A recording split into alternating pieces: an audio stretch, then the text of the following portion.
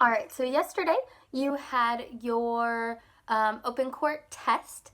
Today you are finishing for sure the chapter books if you didn't yesterday. And then you're finishing your reading logs. And I just want to, for open court, read this short poem. It follows the MLKJ speech in your open court book. I just want to read it. So you guys listen to it, imagine what they're saying, like picture it in your head, kind of note how it makes you feel, any questions that you may have. So I'm just going to read it. It's about Martin Luther King Jr. And I thought it was pretty good. I think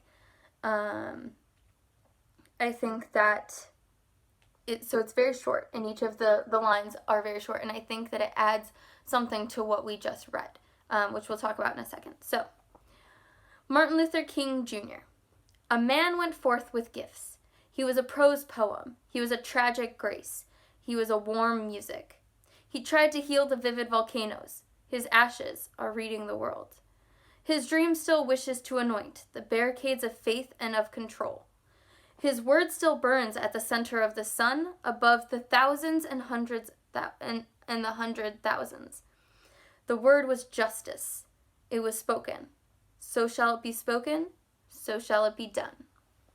So I want you to take a moment and just think about how that made you feel, what you thought about while I was reading that out loud to you. And you can go back and re-listen to it if you want to. Again, it's very short, but I think that it really speaks to not only the volume of what MLKJ did and how remembered he is today, but I think it really speaks to even just his character, how he held himself.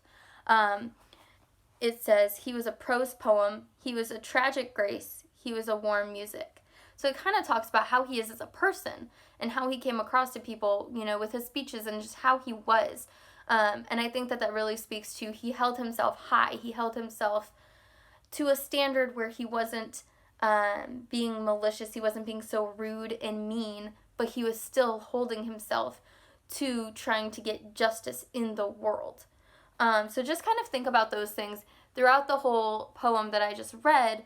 How did it make you feel? How do you envision Martin Luther King Jr. from this? Okay? Just as a fun little activity, and to kind of wrap up our lessons about Martin Luther King Jr. Okay?